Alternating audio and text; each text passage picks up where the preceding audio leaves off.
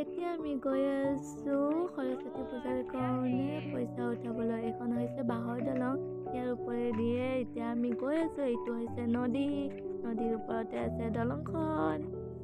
এইফালে আহি থকা দেখিলো আকৌ মিঠাই বেপাৰীজন, যিহেতু মোক খাই ভাল লাগে সেইকাৰণে আৰু ভাবিলো কটন কেন্ডিৰে পাকিটকে কিনি লওঁ।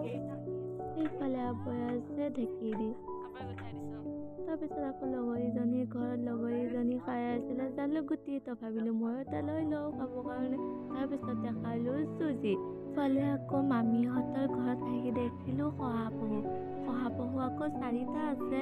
আকৌ বাইহঁতৰ গৰু পোৱালিটো চাওকচোন ইমান মৰম লগা।